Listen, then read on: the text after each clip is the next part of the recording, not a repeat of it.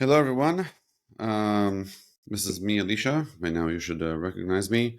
This is November 6th. It's the 31st day of the war with Hamas that started October 7th. And today I'm going to be speaking with Linda Navon. Linda and I met during our time at Verbit, where we worked together. We had actually a period where we worked really together, like as a team. And later we were just co-workers on paper, but we stayed in touch. And Linda is currently, first of all, no longer in Verbit, but she's currently also in Spain, where basically the war broke out while she was there. And I wanted to meet her and talk to her here, both about what it's been like there in Spain specifically. I know that the Spanish president or prime minister, whatever, I think he came out more anti-Israel. I'm not sure what the atmosphere is on the street there, so I'd be happy to hear. I have one Spanish friend from my PhD who's very pro-Israel, so I don't really know enough about the man on the street in Spain. So we'll talk about that a bit. But also, there's been a lot of activity we know, like of people abroad trying to help Israel, both in terms of media and also in terms of just sending money and helping organize all sorts of stuff. So, and Linda's been partly active in these things. So, we're going to talk both about the activities and also what it's been like watching it from afar. Yeah. So, Linda, welcome. Hey, Alicia. Thank you. Thank you. Thanks for the warm welcome. I know we spoke before, but I'm excited to connect, even if it's under these kinds of circumstances. But these are the most important moments that we need to connect. Like we were Yeah. saying earlier, it's and I think the most common answer when I ask people, "How are you?" is okay. Like I'm okay. And it's okay not to be okay, and it's okay to be doing what we can and just connecting with people, relying on our friends, relying on our family. That's the most important. It's Yeah. been it's been a it's been a long. It feels like it's been a long month, and it also feels like it's been a couple days since everything began. Yeah. So maybe we can start by you telling me, this whole thing happened on Saturday, like October 7th. People like me who are religious, we only heard rumors. We didn't have television, radio, cell phones. Nothing was on. So it all like sort of evolved from rumors into things actually happening, and we only understood. Even then, I guess we didn't understand fully at the end of Saturday what was going on. Only a few days later did we really have a picture of what had happened. But tell me what it was like for you. First of all, how did you start hearing about it? Yeah. What was the experience from Um, your side? I was actually at a wedding. So on Saturday morning, I woke up early because a few people called me to see if I was okay. And I was like, I'm okay. Like, what are you talking about? Uh, and then we went on the news and we saw missile attacks in Tel Aviv. And I was like, oh, what's new? We've been through this. For Okay. sure. It's a wonderful Went back. world we live in, right? That missiles in Tel Aviv is, You're like, been there, oh done yeah, that. that's just another day. We're all good. No Right. worries there. Yeah, it's crazy to put it into that context, but that's the situation we're in. That was my initial reaction. For sure. And then went back to being in the wedding, and then people in the wedding keep coming to me like, "Are you okay? Like, have you seen the videos?" And I was starting to be like, "These people have never. They're it was a non-Jewish wedding, obviously being on a Saturday." And people from Spain and around the world completely unconnected to the situation. So that's when something started to feel scary, like inside, like why are these people who have never like there's been attacks, there's been missiles, there's been other events, and no one had ever come up to me. So, but to your point, we still didn't really understand what was going on.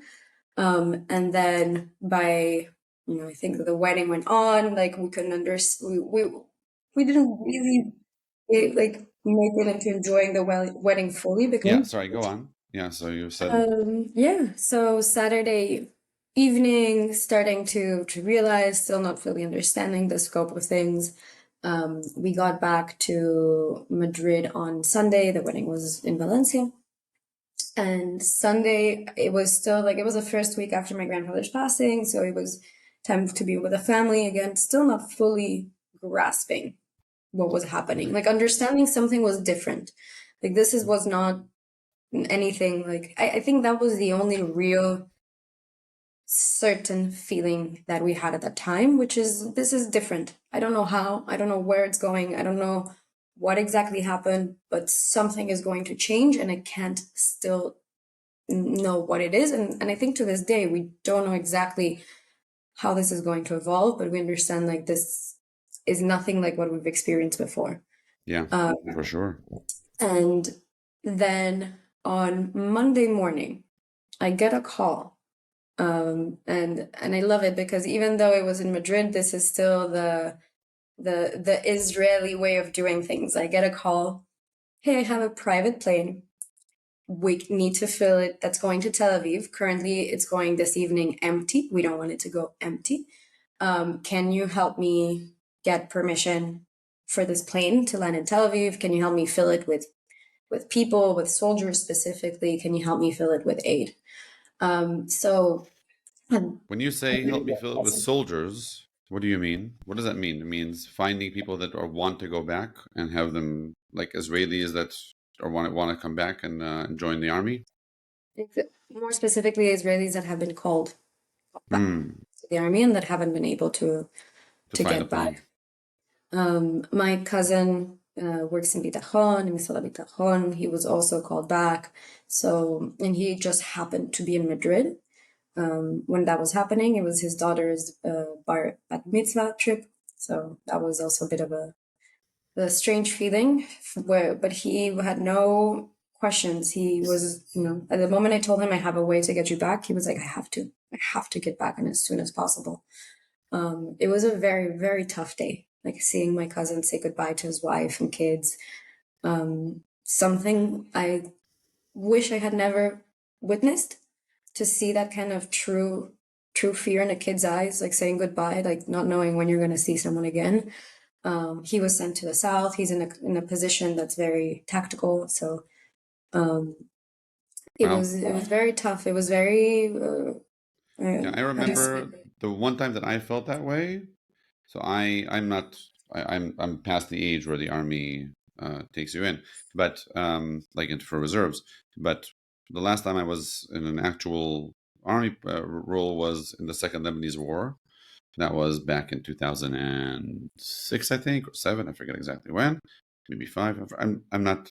I don't remember the exact dates, but and I remember, Hezbollah, then it was Hezbollah from the north that was attacking us very, very intensely. And we were called in. It was the last really major offensive in the north that we had. That's why it's called the Second Lebanese War. It was actually a war, not just one of these skirmishes that we have. And I remember I'm in artillery. So when you're in artillery, you're not in the front lines, but you're busy shelling the other side, and you're behind enemy. You're behind the border. You're still in the Israeli border, within the Israeli border. And part of the tactics of the enemy will be to try and attack you with their missiles so that you can stop attacking them. So you don't really know what's going to happen, right? We were never actually attacked, thank God, but directly. But you don't know. It's a war. It's my first actual war. And I remember leaving my house, walking. My son was then, I think, 1 year old or something. And I remember calling my brother, who at the time had not yet been. I have three brothers, but I called one of them, and at the time, he hadn't yet been called up to Miluim, but later on he would be called up as a reserve. And I said to him, "Listen, I'm going to the war. I'm not sure yet what's going to happen. If I don't come back, you're in charge of my kids." I had one child at the time. But that was like the feeling, you just don't know. Like, it's how do you know conversation what's to going to have. happen? Yeah, yeah, Yeah. yeah, It's a tough moment to go through. And then when you yeah. go through them and then you look back, you're like, how could I even have gone through it? But we do. We're Right, resilient in that way. right. Um, so going back to the war efforts that we did at the beginning, through my cousin and through other contacts, the community in Madrid is very small and very connected. We were able to find enough people, enough soldiers specifically to fill the plane. And we also put out a message to the community being like, hey, if anyone has time between, we found out about the permissions and everything, say at 12. And then we put a notice out to everyone, like, if you can bring any of these types of supplies by 7 p.m., then, please do so. We want to fill up the plane as much as we can and just send it as full as possible into Israel. And that went well, but then a lot of people responded like, I can't today, like kids, life, things, but can I bring them tomorrow? Can I bring them later in the week? And the group of, it was 2 or 3 of us in the Spanish community that we like connected to organize this first plane and fill it up. We spoke and we're like, well, this would be a shame not to continue. Like suddenly we have the engagement, the willingness, people are ready to like come through this entire week. And in a very organic way, we set up an operation. We went from please bring things to my house to the next day we already had a location. On the first day we sent 10 boxes. The second day we sent 20. By the third day we had 100. So Wow. it grew very, very quickly. And how did you know what kind of stuff to get? Like, how did you decide what to fill those boxes with? Great question. The first efforts were really to help the units that were rushing to the south. So it would, one of the people that we talked to was my cousin. As soon as he landed, one of his tafkidim was to go. Tafkidim, for anyone who doesn't understand, is responsibilities, roles, is to go around different army bases and basically asking I see. what they need, what's going on. Like, it was a lot of balagan. And again, for those who don't speak, Balagan, chaos. very messy. Yeah. Exactly. Yeah. It was very messy in the first days. So it would be through people like this. And then we also had friends that were sent. So when they got there, the first question was, what do you need? What do you not have? By day 3, the message we got from my cousin is thanks for all the toothbrushes. Now the entire army has enough toothbrushes to brush each teeth with an individual toothbrush. So thank you for that. And we moved towards more strategic things. So specific knee pads, thermic clothes for those in the north, Swiss Army knives for some of the units in the south. The best request we got was for cigarettes, not surprising, and black coffee. Yeah. Completely makes sense with army people, but not something that we could send from Spain. So we continued to get this information from them. Then we moved on to working with more, things started to settle. And, the army was also able to organize itself.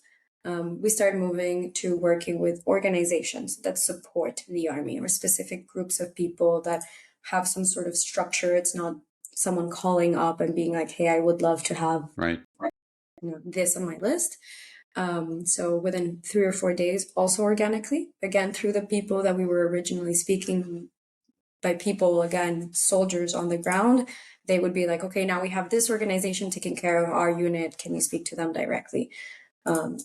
And from there, it was very Israeli in its startup nature. It started, from just needing to fix something really quickly to explode it to an entire operation. We had a center, we had people. We've never had an issue with volunteers. And I think it's very important to note that the Spanish community is small. It's a very small community. There are not a lot of Jews in Spain. It's not a wealthy community. It's not like there's, we don't have the billionaires and millionaires that you can find in America. And for a lot of people, there became a question of how can I help? Because they can donate maybe their time. Or their time. Exactly. So some people can only donate time or can, maybe not provide 100, but they can go and get certain things that don't cost that much. But when everyone does it, it adds up. Right. So since the beginning of the war, we estimate that we've sent almost $1 million worth of goods. That's amazing. And all through, we never received $1 million donation. I think a lot of people in the Spanish community wish they could have done that, but that didn't happen. It came more through people donating their time, their resources, their connections. For example, also say we got a request for bandages where instead of, asking someone to go and buy it, they would give us their connection for a supplier who would give it to us at cost, at factory cost. So, right. I think for and this will resonate probably with anyone, even in Israel. Those of us that can't fight, that can't be soldiers, we have to find another way of helping. And Right. then those who can't feel, strong enough or have the time to help because they're taking care of their kids, they're taking care of their family. That's another important role for people. Like if you can't volunteer because you're supporting your family, that is a way to help. Yeah. So it's very You know, important to remember that each person finds their own way. Yeah. right. One of the things that I was telling my kids at the beginning of the war, like the first week, they had this like feeling like, like they felt guilty. Like, why aren't, like, we can't help, what do we do now? They're kids, right? I mean, and I told them, this, like, and I meant it 100%. I wasn't saying this, just to make them feel better. It was, look, you don't understand. We're all connected. So if you do the dishes, and that means that your mother and I are more available to go and volunteer someplace that's packing food, so you're helping the war effort. Like, if you Very well put. keep it together and you're not, you make sure to stay sane and relaxed, so we're not spending a lot of time, like, um, calming you down because you're doing it for yourself. You're giving us space to help somebody else. Like, it's everything is linked. It's Mm. there's no like, any. I told them basically, in these days, if you live a normal life, you're part of the war effort. That's part of, supporting the collective. That this is how we operate under these situations. And I mean it 100%. It's really true. That's it pays it forward. All interconnected. If you're not fighting, you help those who fight. If you're not helping or volunteering, you're assisting those people by giving, them the space, the time to take care of them, and it goes and Right. it trickles down all the way into the war effort. So Right. that's very well said. And So if so tell me, like, I think I that was a mean, very common theme at the yeah. beginning of So feeling guilty because I don't know what to do. yeah. And I have like two more questions just about that. The first one is, so now we're already, as I said, like, already more than 30 days since the war.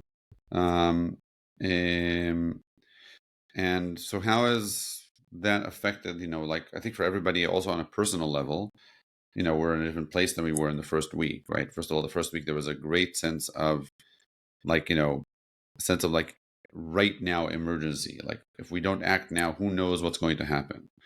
Now we Exactly. understand that there's a big problem. The IDF is trying to take care of Hamas. There's a lot of political pressure internationally, et cetera, et cetera. But things don't feel as in the moment. Not that we don't. We do believe. I think that everybody still feels that we have to get through this operation to one degree or another, save the hostages, et cetera, so that we can, you know, put down our guard to some degree. But it's still not, I know, at least for me, I feel like, both because you can't be in such an intense state of mind for so long, and also because really the situation is different. Before, in the first few days of the war, we had uh, I'm not saying that Israel was at the risk of, being like completely overrun, but there was so much uncertainty in the air of what kind of risk we were in, between Hezbollah mounting, like collecting its forces in the north, and Hamas breaching the border in the south. There was a real sense of danger. Now I think that sense is a little bit less intense. So with all that introduction, how has that affected, like, your activities in terms of, like, the Spanish community, the Jewish Spanish community? Like, are you guys still active? Are you more like, um, sitting back and waiting for things that you see? Oh, I can help you. I can help you, but it's not as, like an active, everyday, doing things for this. You're starting to go back to normal life on some level with more like passive support wherever it's needed. Like, what's been going on? Um, and I think you encapsulated beautifully. The first few days there was a fog of war. Everyone was trying. There was an element of adrenaline for a lot of people where you had to keep going. You had to, like you said, like you didn't know, and like you couldn't risk not doing everything that you could in your power. Um, Now it's come to a sense of realization that we need to take care of ourselves, if because this is not going to be another week. I mean, we all hope so, right? But there's going to, even if it lasts another week, there's going to be healing that needs to happen after. So we're looking at a long period ahead of us. Right. The focus has become on a personal basis. All of us who've involved, we've had to take a bit of a step back. In we're not there from 9 a.m. until 4 a.m. like we were that first week, because aside of taking care of ourselves, we also all have jobs that we need to start paying attention to, of course, and basically being able to go back to a routine so that we can incorporate these, like this volunteering or these efforts in our daily lives, but in a sustainable way. We've shifted to fundraising. I'll explain a bit more about that. So we're still focused on getting those who need, and it doesn't need to be just military units. There's a lot of families that are displaced, that have been affected, that need assistance, both monetary, emotionally. So what we're doing is we're still gathering funds, and then when we get specific requests from either an organization that takes care of displaced people or families affected by what happened on that Saturday, or units, military units, we'll receive a request. We need, these kinds of supplies. So the easiest way is to buy it in Israel if that's available. So if we can assist them, we will send those funds. These are people that we've been working with for a very long time. We trust them. We know they're going directly. And if we give them those funds and they're able to purchase it, then even hopefully same day, those needs will be met. Not everything is available in Israel. So when something cannot be found in Israel, then we'll go and try and source it using those funds. We'll source it here in Spain and then send that over. It's become a lot more precise, right? So sending funds is not that time consuming as building boxes, finding a shipment for it, the inventory, customs, everything that goes with it. So we become more of a leaner operation, more specified in helping these very strategic needs. If someone tells us, for example, we need toothbrushes, just going back to that first story, we're probably not going to be the ones helping in that situation because there's so many other communities that can do that and have bandwidth or can get them those supplies. We're more focused on someone reached a problem, someone reached a roadblock, they can't get it, they can't find it, or they don't have the funds for it. And that's where we're trying to focus. I think now that I even lost track time, week 4 of these efforts, we're still figuring out, what is the best way to do this going forward. Every week we learn more, every week we adapt to what's needed. And so we've made the operation lean enough so that we can adapt quickly and be flexible. And most importantly, give space for us to go back to our routines, our normal lives. That's important, because if we get burnt out, then after 4 weeks, great, we helped, but then we can't really help anymore. Yeah, one of the things that I was telling people, my kids, of course, first and foremost, but my people around me also, is to always remember the lesson that you're taught in whenever you fly, right? That they say, if there's an oxygen breach in their airplane, there will be oxygen masks that fall down, and the first thing you have to do is put on your mask, because even though your instinct, let's say as a parent, will be to first put on your child's mask, if you do that, you're going to suffocate, and then you can't help them.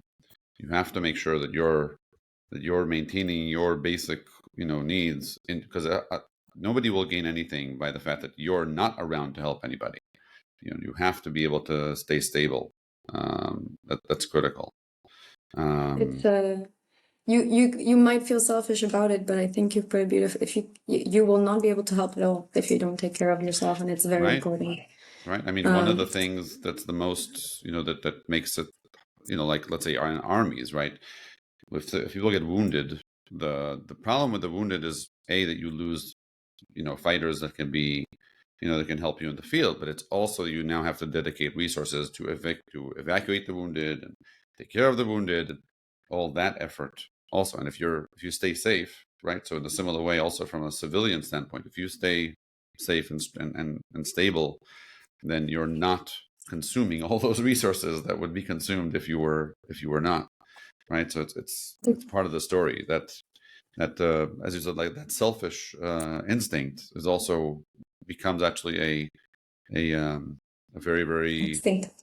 a very good instinct that also helps the war effort, right? To maintain your health. And So, that's also part of the yeah, reason why I'm still here.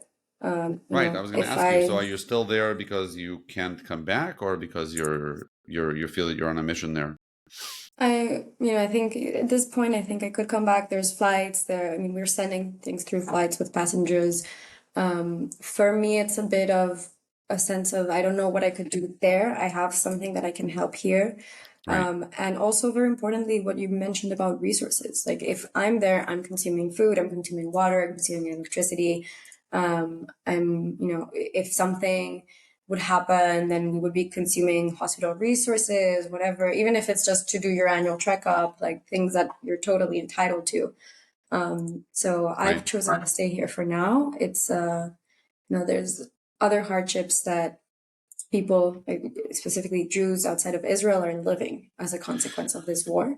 Right. I'd like Um, to. So maybe we can move on to that. So all I know, as I said to you about Spain, maybe you can tell us a little bit about how the atmosphere is for you there at the moment. Because as I said, the only two things I know about Spain is that I think that the prime minister spoke out against Israel, but I know that there are pro-Israel people in Spain, like non-Jews. What is it like where you are now? You're in Madrid now, or you're in Barcelona? I forget where you are now. I'm based out of Madrid now, but just for these days, I'm in Barcelona. You So how might has it been being get a Jewish glimpse in? of the beach. Yeah, I can see. So how is it? How is it being Jewish or Israeli on the street nowadays? There's two elements of it. So I'll take a step back and go into my childhood. And actually, pause for a Um, moment just to make sure. yeah, So I don't want to take more of your time than you have. Do we have like another 10, 15 minutes? Okay, I'm good. perfect. You're good. Okay. If Great. if at some point you have to stop, just give me the signal. Yeah. Go on. Okay. Um, so what I was saying is that you asked me the question of, what is it like being Jewish abroad right now? What's the feeling? I think it's important, at least to preface this with, as a child who grew up in Spain, who grew up in a very Catholic country, non-Jewish, your entire life, you're told by your family, by everyone, basically your Jewish community, people don't like Jews. Okay, no matter where you look at history, we celebrate many, many holidays where they tried to eradicate us. This hasn't changed. And I grew up I didn't go to a religious school. My school was completely secular, had people from all around the world, and I never really experienced this. There were some specific bouts of anti-Semitism that had existed. You might have seen it on the news, but you were like, your parents like, it's over, right? Like, that's it. Like, the Holocaust was, 70 years ago. Like, people have moved on. They've learned their lesson. Yeah. We're good. And for all of us who grew with that bliss, that ignorance bliss, I would say, thinking that was true, this war has been, and I don't know how else to put it than a slap in the face. It's like, it was a wake up call. They were right. There is that latent anti-Semitism. Like, people didn't show it, but now people have been given what I don't think is unacceptable, but people feel like they've been given the License. ability, the license. License. They've been enabled to show it, and to show it Hmm. with no type of repercussions whatsoever. So we're starting to see something that it's it's not just tough to live, but it's also like that realization of, oh my God, they were right. This could happen at any second. And I remember a lot talking about the Holocaust and hearing all these stories about families that lived with their neighbors their entire life, like shared a life, and then the neighbors, called basically handed these people, these friends, these families for them to the Nazis, and you're like, that would never happen with me and my friends. Um, and I am happy to report that at least, there's been two types of feelings. You see the news, you see what's going on, and you feel scared. You feel like we're living the 1930s, or what seemed like to be the 1930s, and this is happening more and more and rampant. The stories are coming out of France. I think we don't order food to our house anymore because of what's happening there. We're afraid that Wow. someone will see the mezuzah on the door and will realize who we are. Like, I don't wear my Star of David, which I used to wear completely openly, even though apparently this has always been around. But now people, like you said, feel licensed to act upon these feelings. And then there's been the other side, like the close friends, like people who might have never not spoken up against or for Israel in the past, and have sort of, you know, realized them too that what you've been warning them, like what you've been telling them, like, hey, anti-Semitism is a thing, they're like suddenly like, oh my God, like they're right. Like it's become so blatant that even those who are not Jewish and who are not connected to the Jewish community are feeling it. Right. So Yeah. I mean, I there's can that see. positive side Right. I of can see, people like, coming out in and reaching out. at least in Britain, I mean, I'm not really very active on Twitter, but like, I mean, when I say active, I don't even mean speaking. I just mean I've only been like connected to Twitter for the past like a few months, and so it's not like I'm following 1,000 people or have this, very wide thing. But I happen to have stumbled upon a couple of people from England that I happen to be tracking, and I don't know what's going to happen, but you can see like really what you're saying, like a bunch of people in England, at least, seeing a lot of these protests that are pro-Palestinian, which are very, very large ones in London, are like saying to themselves, wait a second, like what is happening? This is not supposed to be the way things are going. And yeah, I mean, I don't know. Like, I'm convinced that the world, like, let's put it this way, the world now has a moment in which the truth is staring at them in the face in terms of what is happening. I'm not even saying what is. Like, you can interpret it in any way you want, but whatever it is, it's staring you in the face. Meaning, the thing that's also been amazing to me has been not just that these people feel that they have a license to show their anti-Semitism. They The thing that's been the most fascinating for me, and I know that this is weird to be fascinated by, it's just one of the reasons I think that the people are so shocked about what's happening is that it used to be that even if you were an anti-Semitic or anti-Zionist or anti-Israeli, you would code it somehow in a way that sounded like you were rational, just caring about human rights, etc. And all of that's gone. All of that is gone. Like, they're willing to say things out loud that they would before would never have dared to say. And the fact that they're doing that again and again and again, because it's a long war, so it's not like a little blip on your screen. It's happening over and over and over again. It is forcing a lot of normal people that are not anti-Semitic, people that have real values, and to just look and realize that this is real. It's not just something that's going away, and it's not something that they can pretend is not there. And that's causing them to think. That's what I'm saying. Like, it's a moment where the West, or Europe, America, the West in general has a moment of clarity that they can at least come to recognize what's happening. From here, what to do about it is a good question. I mean, I'm not saying that it's any easy solutions, but it's forcing people to understand really what has been growing in their backyard. Um, I don't know. Some people Absolutely. can be scared to act, and then they'll just cower away and hope that it'll go away. Some people will act. Hopefully, they act in a smart way and not in a stupid way. But that's why I think it's really going to be, this whole thing is going to be a revolution in the world, because one way or another you're going to have to make a decision what you do with your time. I mean, I saw somewhere that, like, I think that Germany outlawed, like a few days ago, they outlawed certain protests, like, in favor, let's say, of Hamas, and then I think a day or two after there was a huge protest in favor of Hamas. So when you have a law in place and then people violate the law, right? So then now, okay, so what are you going to do about it? Like, are you willing to go ahead and enforce these laws? You thought you'd cower them with the law, right? That didn't work. Okay, so what are you going to do? That's also a choice, right? And anybody who's had kids knows that if you set a certain if you threaten and you don't follow through with your threat, then people learn that your threats mean nothing.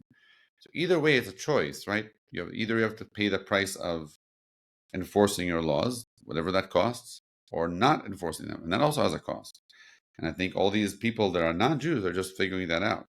And I'm happy to hear that you have close friends and people that know you that are starting to process that. And I have relatives that are, I have at least one relative, and I have a few that are, and definitely people that I know that were very much on the left, on the progressive left, until this happened. And this is completely, um, like, it's an earthquake in their, it's an earthquake in their viewpoint of the world, of how the world works, of who are the good guys, who are the bad guys. It's it's not easy to have an earthquake run through your whole, I don't know, viewpoint on life. I think one of the things that happened was lines were crossed. Like the world drew a red line on what it is to do to humans when after the Holocaust. Like you can have ideologies, you can imprison people. Even that was sort of, even after the Holocaust was like, okay, but the targeting, attacking civilians indiscriminately and purposely, like that was a red line that the world And drew to broadcasting itself. it. And broadcasting it. Proudly. Like, Proudly. Yeah. Yeah. And two things happened. First of all, they did it. So the line was crossed. But then the second line that was crossed was people accepting it as a legitimate act.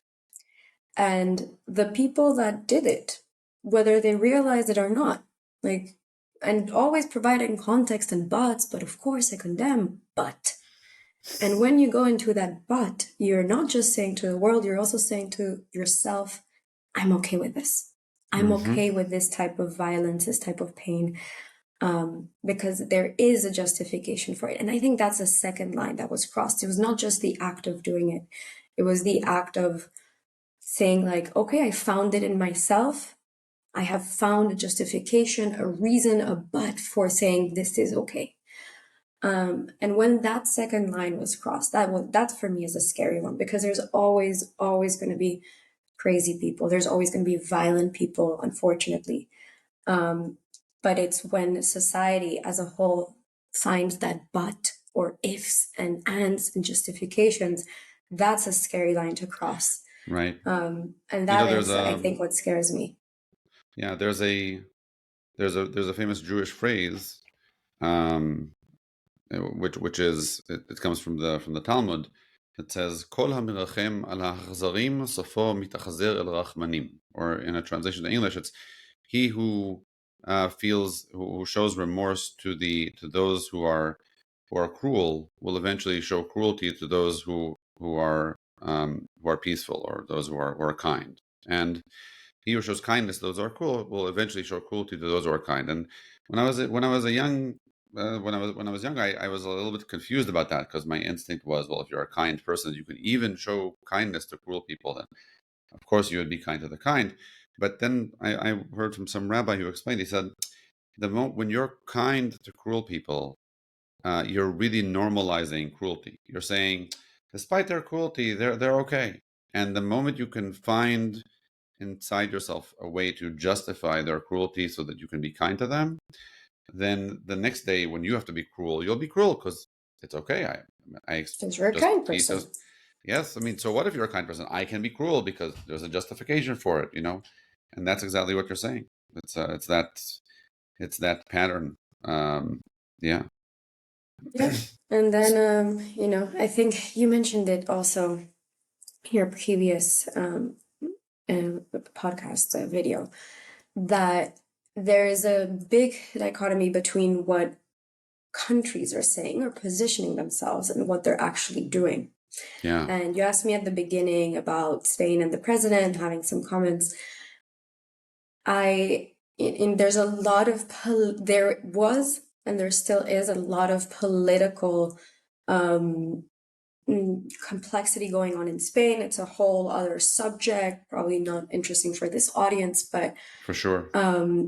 What the government has done is position themselves in a populist way.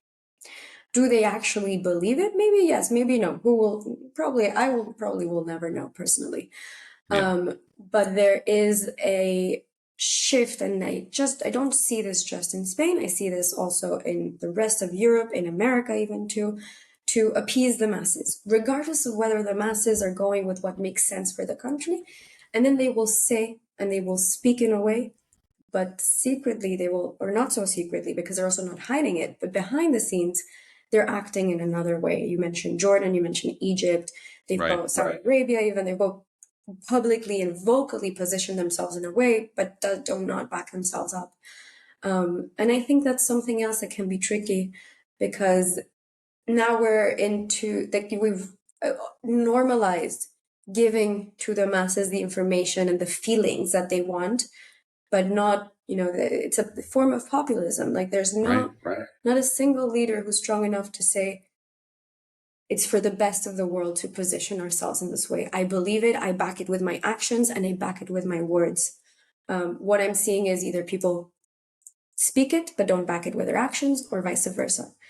And I also find that scary. And to feel like, okay, well, what if tomorrow everyone wakes up and says, okay, well, enough Jews, and this is a populist, like that. So then, will they just speak up but not back it with actions? Going back to your comment about Germany, or will they back it with actions but not speak up, letting it get worse and worse as time goes by? That anti-Semitic feeling. So, I think for a lot of us, it's a bit of, we're scared, but we don't know yet what it's going to look like. We can't also be completely pessimistic, because I consider one of the Jewish values, the most important values, is we value life, and we have to keep going, and life has to be, and we can't just put ourselves like, okay, we're done. Okay, everyone is anti-Semitic. What are we going to do? Go back and retreat to a ghetto and accept it as it is? No, we're gonna fight it, and we're gonna fight it in the sense of we're gonna keep living life.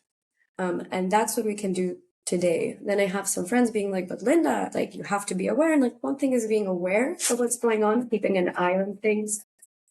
And another, it is like being afraid. Like I like speaking in public about my opinions. I will find that two things can happen. Either someone will turn around and be like, I totally agree with what you just said. Or someone will be like, I don't agree with what you said. And now we can have a discussion. Some people feel like, well, you're putting what a novel idea, a discussion about opinions, not just to throw at people. Let's hear both sides. Exactly. So, I think it's very important that, we speak up, we keep having these conversations. We have these conversations even with people who disagree with us, or with us being individual, like even people who are pro-Israel, there's different stances. So I think it's very important that we keep doing it, and we're not afraid. Even though we should be afraid, we should not be afraid to act, but we should be in Israel, cautious. Right, for sure. In Israel, I can tell you that, one of the things that you, every so often there'll be this thing that happens, and like I'll send my kid, my oldest, studies in Gush Etzion, which is outside the Green Line in what's called Judea and Samaria, or the West Bank, depending on how you call it. But and he studies there in a yeshiva, and they're like, so whenever he goes there, like he came back twice or three times since this thing began, and stayed here for a day or two, like for, let's say, the weekend, and he goes back for the week, or even for 2 weeks at a time. And there were parts that were like, there's the parenting inside you. The parent wants to like protect your kids, right? So you say, no, I'm not going to let him go, or whatever. But then there's the more like pro-life, to use a bit of a weird term, pro-life, but like pro-life part of you that says, I'm not going to let these people stop me from living. That's part of being here. The terrorism is all about striking terror in your heart. I'm not going to let that happen. I'm not going to stop. Obviously your feelings are your feelings. You can't stop your feelings from boiling up inside you sometimes. But in terms of, okay, but what am I going to let them stop me from going out to the street just because I'm worried that there'll be a rocket? No. And that's a very Israeli thing. Like, we mentioned at the beginning that it's such a normal idea that there'll be rockets over Tel Aviv. That's one of the, it's a wacky thing, but it's also a very Israeli thing to be able to, there's so much. One of the things that's magical about Israel is how can you be both at the same time. You have to, I think this is one thing people don't understand about Israel. People are always looking from afar. They always think about this area like, oh, Israel, takes all these military actions against the Palestinians and human rights. Okay, I'd like to ask you a question. Anybody who has those feelings about Israel, trying to build a country over 75 years that's constantly at war, one way or another, different degrees of war, let's call it. Okay, so imagine if, let's say, you took New Jersey or any other state in America that was bordered from all sides by either the explicitly, enemy countries, or implicitly enemy countries, and with a large section of people within the country who are more likely, at least not all of them, there's a very variety of Israeli Arabs, but a lot of them tend to identify nationally with the guys on the other side of the border. And there's always this tension, right? There's always this like, thing is going on. And then try to create a normal country, a Western country that cares about free speech, that cares about human rights, that tries to, that's what you're trying to do all the time, right? So you're constantly in this battle of trying to extend this bubble of normalcy, right, within an area that is completely the opposite of normal, right? And then you actually succeed, right, to the point that people actually come and they hang out in Tel Aviv and they don't even know that they're in this, virtual war zone. Um, that's a huge accomplishment. Like wherever Israel's mistakes are, and there are mistakes, and we've made some big mistakes. I'm talking about, let's say, human rights, right? Like there's been ups and downs in terms of how well we've been able to maintain that. But you have to always remember, we're not doing this in a place which is neutral.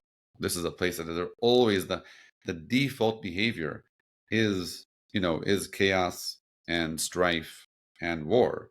And we are trying to push against that and create some sort of a island of normalcy. So whatever we get is like, is itself a miracle. Being able to live like that and not let the terrorists, take over what we want to be our lives is so much the essence of being Israeli or being Jewish, for that matter. My other cousin, so this was in Tzuk, so this was actually in another war, but I think it's still very pertinent. He was in the deep fighting, in the trenches, like it was a very scary time then, like they were in ground. And he came back for a day, and we went to have a coffee in Tel Aviv. And I told him, I can't go out. I feel so guilty. Like, how can I be at a party when I know you're in the middle of fighting? And he's like, but Linda, why do you think I'm fighting? I'm fighting so Exactly. you can do that. Right. If you don't do that, then why am I doing this? Like, Right. you have to do it. You have to keep life going, because that we're fighting for life. We're not fighting to end and like, or some political mission. We're literally fighting for life. Right. And you have to remember that and keep your life going, because that's what we're trying to do. We're not trying to, as many as people want to claim, do a land grab, or I mean, some of the reasons that come out of it actually even amuse me by how creative they've become in their own minds, and emotional, because a lot of these ideas come from a place of emotion and not logic or facts.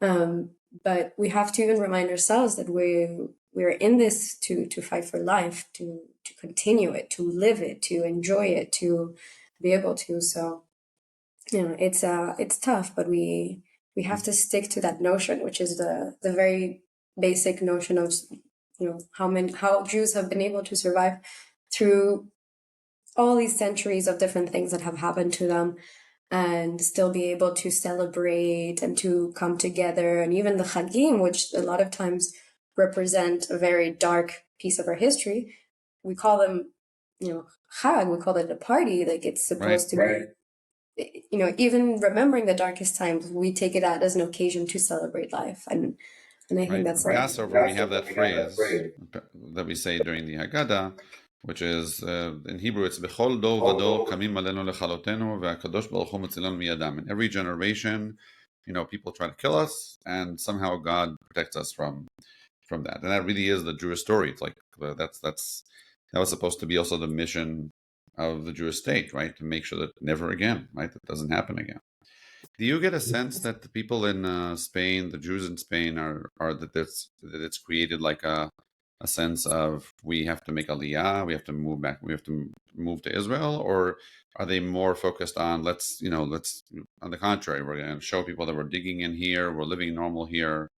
What is like the vibe you're getting in terms of they're like it's a great question, because you're getting both. You're getting people, like, I think everyone that I know, thankfully, and maybe it's because we've been blessed to have these circles around us, and that's not true for everyone. So I don't want to speak for everyone, every Jew in Europe, but at least those that I know here in Madrid. We've been blessed in the sense of our close circles are, we feel protected by those close circles. that being said, well, not that being said, so thanks to that feeling, that protection, there is that, you're talking about that feeling of entrenchment. Like, we're here to stay, we're going to defend ourselves, and we're not Right. going to run away. We're here to, not fight back, like literally, but with words, Yeah. with continuing with our Politically. lives, with staying here. Yeah. And then there's, that within the same people, that other feeling of like, but why? Why am I doing this? Why wouldn't I not just go and like, this keeps happening? Like, we can't, like, it seems like something we can change. We can change it on an individual basis, but not on, not in a basis of history or like over time. And you want to be able to live your life as a Jewish person and feel like you're completely safe. So it's not, I don't think there's, like, I think we're going to see a rise in Aliyah after this, because for a lot of people who voted, for example, in the Spanish government, they voted it for other political reasons that made sense. And now they feel completely betrayed. Yeah. And so I think there's a longing for a feeling of home that, and this happens every generation. Like, Jews want to make their home the country where they are in. They will say they're first, Spanish before they're saying they're Jewish. And whether you want it or not, the world keeps reminding you, nope, you are Jewish. You're not Spanish. You're not anything. You're not American. You're Jewish. And Right. you're like, no, no, no. But the world keeps saying that to you. So I think like there's a Yeah. fed upness with, okay, if you don't want me, I'll go. And there's also a sense of, but I'm not, like, this is my home, and I want to reinstill that feeling. So the answer is both to your original Yeah. question. Like, we're seeing Yeah.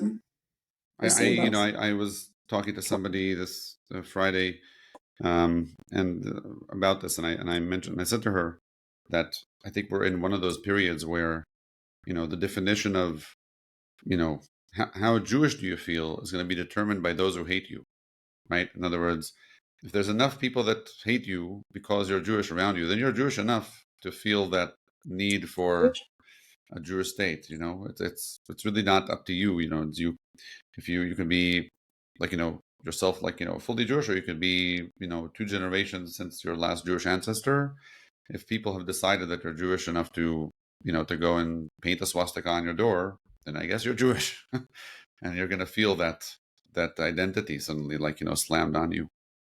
I think it definitely is part of Absolutely. the tragedy of I mean, like, it's destiny and tragedy at the same time of the Jewish people. For whatever reason, we are, we find ourselves again and again facing this thing called anti-Semitism, which is a very mysterious force in world history as to why it appears and where it appears.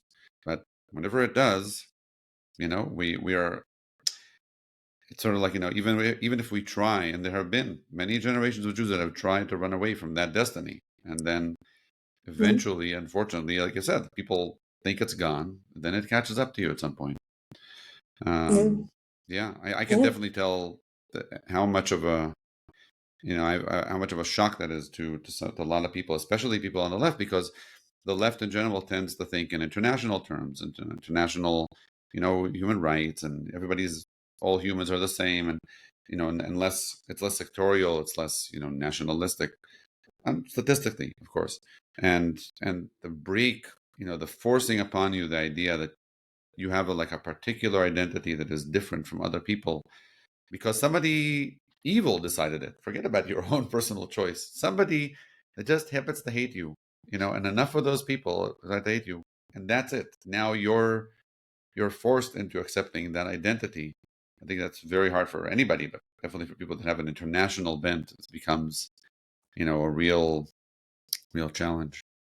Yeah. Um, yeah, Yeah. I think the word identity is very critical because, part of the world is pushing for self-determination, not just in religion, but in all kinds of things, gender and right, everything.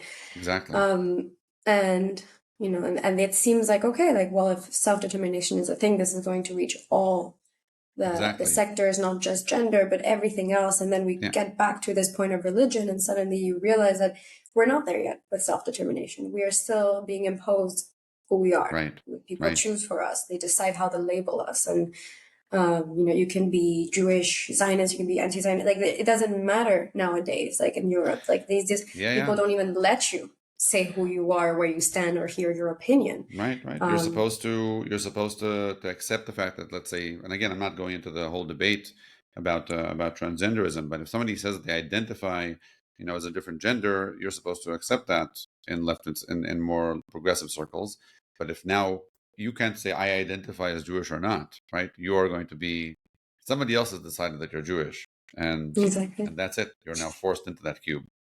Yeah, and it's a hard dichotomy to live through in this world. Yeah. There's a lot of things that are now being guided by emotion and not actually logic and facts. People feel a certain way, and because they feel this way, they're It's entitled. true. But then exactly, it's true because this is how they're feeling, and we're supposed to accept it, and that's okay. Except when you don't feel that way and you don't feel like you agree, then no.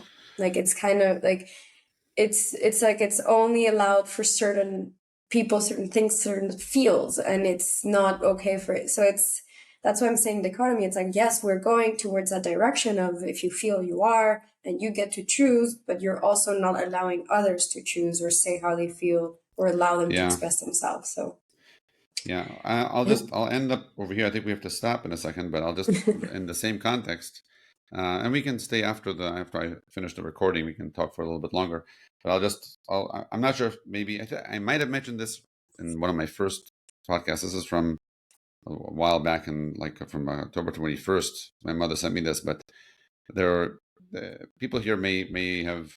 I'm sure everybody here has heard before the phrase first they came for the communists and I stayed silent because I wasn't a communist, and then etc. So it's a very famous poem that talks about how we have to stand up for each other because otherwise the forces of chaos or evil or whatever will eat away at civilized society because we think we're protected. So Amy Schumer, who was an American comedian, Jewish comedian, and I'm guessing she took this from some other place as well. But she posted the following infographic, which went like this: So first they came for LGBTQ, and I stood up because love is love. And then they came for immigrants, and I stood up because families belong together. Then they came for the black community, and I stood up because Black Lives Matter. And then they came for me, and I stood alone because I'm a Jew. And yeah, and I think that's really how a lot of people feel, because there are so many progressive left-leaning Jewish people that were willing to stand up for all the other minorities because they figured that was part of the game. Part of the story was we're all going to stand up for each other, and then they find themselves alone. So yeah, that's what it's like. it's very well put because I think a lot of us like we were there standing. We felt we were on that side of liberalism, and then suddenly like you're completely left out of it, and you're Right. suddenly like, when did this happen? When did we go from thinking that's okay, but this is not or vice versa? So it's Right. there's a feeling of confusion. I think like we're still in that point where we're like a little bit like in pure shock, and now we're just starting to see the dust settle, and we're not understanding how it's settling this way. And we're like, what's going on? Right. What are the rules now? What? How do we? Yeah. What are and you want to think logically, but logic is out of the window, so now everything goes. Right. When you're the only one thinking logically, it doesn't actually help, right? You need the other side to think logically too. Yeah. So Linda, I think we're going to stop here. Thank you so much for your time. And I'm sure that and I'd be happy for us to get together again at some later stage to see also how things evolve. As I've mentioned before, this war is going to go on for a while, and I'm sure that there'll be a lot of things that will change and evolve here. So I'd love to get together again. Absolutely. Thanks for having me. Sure. Bye. Yeah, wait. So